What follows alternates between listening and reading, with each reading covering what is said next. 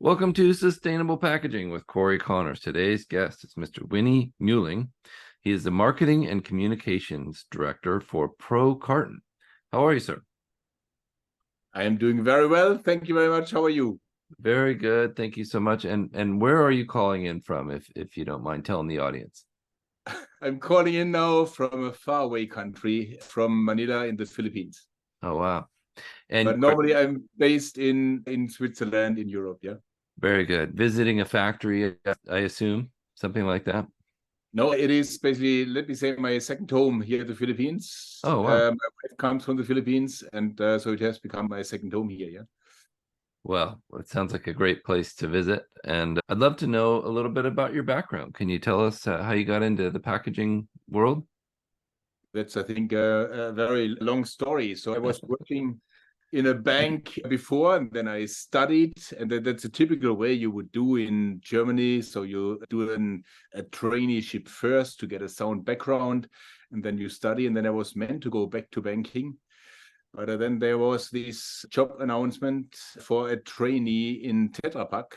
And it was just pure curiosity that drove me to apply for this job. And that is now more than 30 years ago. And ever since, I have been working in packaging, and it took me quite around the world, also to this part of the world at some stage. And so I'm very grateful to be in the packaging industry. Yeah, I love that background. And it's very common on this show. People that I interview are 15, 20, 30 plus years, some over 40 years in the packaging industry. It seems to be an industry where people stay. So I like that. No, it's definitely the case. I think you will find companies and colleagues that have been in the industry for 20, 30 years. You still find lifetime careers in the industry. So there is something fascinating about the packaging industry, definitely. Yeah. Well, tell us about Carton. What is it? What do you do there? Good. So I'm the Marketing and Communications Director for Carton. Carton is the association representing cartonboard and folding cartonboard users in Europe. We are proud to say that we have about 95% of the European cartonboard capacity united in our association. And Carton promotes the benefits and use of cartonboard. Carton members would fully support, with everything they do, sustainable forest management as an important pillar to mitigate the negative impacts of climate change and to preserve biodiversity and promote forest growth. That is at the heart of everything we do. And of course, we know how important it is to have growing forests in Europe or around the world. And in Europe, we do our very best to secure growing forests, and we are quite successful in doing so. Wonderful. I spent my first 5 years of my career working at Weyerhaeuser, making corrugated boxes. And that was a constant discussion, was forestry management and how many trees we're planting for every one that we harvested for paper production. So I'm a big supporter of that as well. Yeah, so in Europe, it's about the range of 3 to 4 trees for every tree that is harvested. Yeah, so I think that is something you hear very often, that we would be harvesting trees and we would be in charge of declining forest growth, but we can clearly see in Europe our members do this very successfully. So in Europe, we count forest growth of 2% year on year. And that is quite an impressive figure. That's very impressive, and it's a renewable resource, and if managed correctly, it can be very sustainable. I'd love to know, why is carton board such a sustainable packaging material? I think we have to then look at the entire life cycle of carton board. So we can start with sourcing of the raw materials, as you correctly say. It comes from renewable resources. So sustainable forest management, it's at the heart of what we are doing in Carton. So securing a healthy growth rate of forest areas in Europe. Then when we look at the use of cartonboard, why do we need cartonboard packaging? It's, of course, to protect the product to the very best extent. It's all about prolonging shelf life for food products and avoiding food waste. That is also where sustainability would come in. Then I think after use, we have in Europe a fully trusted collection and recycling infrastructure in place that consumers are fully confident in. And this confidence, it is the base for an 82% recycling rate for paper and cartonboard packaging that we have in Europe. And in all industry members would also be looking for further increasing this rate. So we have a target rate announced of increasing the recycling rate of cartonboard and paper material to levels of 90% by 2030. And that is, of course, that I mentioned, it's not an easy task. It's a very challenging task, but that is what we are out for in order to secure the sustainability element of cartonboard. That's amazing. That's a huge number. I know the stats here in the USA are not as high as that, and we're working hard as well to increase them. Well done. Good job to you and your institute there. Tell us about, I was looking on your website and I saw something that said #GreenSource, and was hoping that you could tell us how you're helping companies to be more sustainable. Yeah, so GreenSource, I think it's a very successful alliance that was founded in 2020. So we will be going in our 4th year next year. And it brings together, we started out with 4 associations. We are now 5 associations from the fiber-based industry, all the life cycle covered. So starting from forest all the way to cartonboard and folding cartons. So to give you a few names, there will be members like CP. There's of course Pro Carton, and also ACE as being the association representing the aseptic carton industry. And what we do, we are promoting the reputation of the industry, and we show ways how we can achieve the target of carbon neutrality by 2050. We are doing so by joint activities. We are doing so also by promotional activities, and of course using social media a lot to keep everybody informed on the sustainability elements of cartonboard as a packaging substrate. That's awesome. And is cartonboard considered just chipboard, or is it corrugated material as well?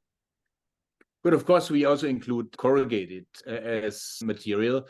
We at Pro Carton are specifically for folding boxes, but I think the positive elements you will find for carton, for folding boxes, of course, are also as valid for corrugated. Yeah, in corrugated, you have even more the element of using recycled cartonboard in there.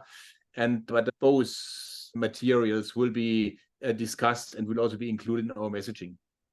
Excellent. And you're going to be speaking at Packaging Europe here next week, along with me and about 65 other industry experts. Can you tell us about that and how you connected with them and what you'll be speaking about? Good. We have a speaking slot of about 15 minutes, and we try to cover in these 15 minutes let me say, the leading role of cartonboard when it comes to reaching the road of circularity. And it is all about a cross-industry responsibility that we are having here. It needs the collaboration of the entire industry in order to get us there. It's also, I would also include here different packaging materials and substrates.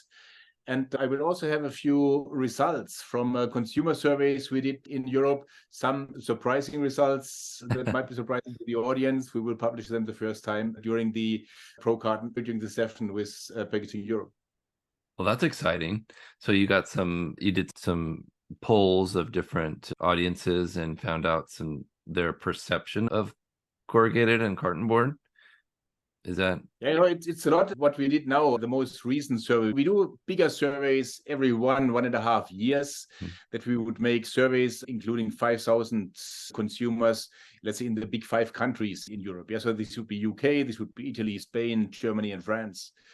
And in these surveys, we would cover an element of consumer sentiments, but we would also cover, of course, the packaging elements, packaging preferences, and this over time. And I think that's, of course, the most interesting part is the observation over time. Yeah, so if you have every 1.5 years a comparison of the study results, then you will get a good sense, a good pulse feel of how consumers tick in Europe. The last survey we made was end of 2022. And in this survey, we found that the preference for renewable packaging material is something that reach all all-time heights. Yeah, so it went from an 81% to an 86%. This 5%, it sounds little, but if you add from 81 to 86, that is quite a significant step forward. Yeah, so there's a very clear sentiment towards renewable materials and a clear preference towards renewable materials, and that is good for us. And that is, of course, also what we from brand owners, from end users, more and more being demanded. Yeah. I think it's a typical pull impact. You get it starting with consumers, and then of course also being requested by retailers, and finally then also by brand owners who will look into sustainable materials, and then renewability plays a major role in there. Well said. Consumers are voting with their wallet. They're buying things that they perceive as being more sustainable. And I think over time and time again, we're proving that paper and corrugated is seen as sustainable material, and consumers appreciate it. They like it. They know what to do with it. They know how to recycle it or reuse it. Yeah, that's exciting to be a part of that community. Well done. No, definitely. And, it's maybe also one figure from the survey that was quite surprising to me. We asked the question, how often would you have changed a product because of the packaging? Yeah, so that is a bit pointing in the direction how important is packaging for consumer decision making. And it was 47%. So 1 out of 2 consumers in the past 12 months would have decided for a different product because of the packaging not being as a recyclable material. And wow. That's, I think, a very important message also that was heard by brand owners, to clearly listen and understand the importance of the choice of packaging material when it comes to also create brand loyalty. Yeah. That is a huge number, and wow, is my response to that. I can believe it, because that's what I'm hearing all the time, is consumers saying, we would appreciate this to be more sustainable. How can this be created out of a more sustainable material? And it's well done, really good job. I like to hear things like that. It makes me happy. So one more thing I wanted to talk about was Carton, it's a program that you have. Can you tell us about that, and how can we sign up as professionals? Oh, you did your homework. This is very good. So Carton, it actually originated from the Paper Packaging Council in US. So we took this program over, and we call it here in Europe, we call it TICKET, that is trees into carton and cartons into trees. Oh, cool. And that is an educational program for kids 7 to 12 years old. So on our website, you will find all the material you need. You will find a guideline of how to run a program. And of course, we are always supporting if somebody is contacting us. So we have customers in Europe, especially on the converter side, who would basically do these programs regularly. So what happens there? You have basically a presentation that you will cover maybe 2 hours of classroom training. And you will show the students how to plant a tree in a carton, in a folding carton. And then you will plant the tree outside. And then over time, of course, the packaging material will, as we know, carton being a biodegradable material, will dissolve. And you will get basically a growing tree out of a plant that you put out there. And that is, I think, I would always refer to it as a learning program for generations. Imagine you do this with your today's 8-year-old, and today's 8-year-old will grow as much as the tree does with the next generation. 20 years later, he will go back to the same place where he planted this tree and will show his kids, this is what I planted 20 years ago. I think that is a very exciting learning program. And I would always refer to it as a learning program for generations. Yeah. And it's very welcome. So the schools that join in there with excitement, we always get the photos, and we would publish the photos on our website and also in social media. It is a very exciting program that we run with different members from ECMA or different members from Carton. Oh, that's wonderful. Is that a program still available in the US? Is that something we can access as well, or is that transferred to Europe? No, I think it's fully active also in US. Yeah. So, and we proudly copied and paste what leagues did in Europe. Yeah. So I think it was a great program, and it was a no-brainer when we learned about the program that we would also do it here, and it has been very successful. In the meantime, we reached more than 15,000 school children. Wow. And it has been very, very well implemented and introduced here in Europe. Well, that's a lot of trees planted. That's a lot of minds changed to see and educated about sustainability. Well done. Congratulations to you. What's the best way for people to get in touch with you and ProCarton? Good. My contact details you will find on our website. It's procarton.com. And in the About Us section, you will find my contact details. It's muehling@procarton.com.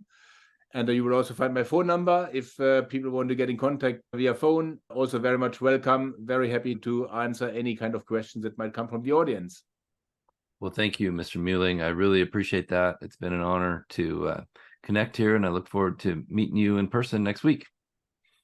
Very much looking forward to meeting you in person. And thank you very much for the opportunity to talk here. Thank you. I'd also like to thank Mr. Tim Sykes for introducing us from Packaging Europe. I appreciate that, Tim, if you're listening. All right. Thank you very much. Also from my side. Thank you. Thank you.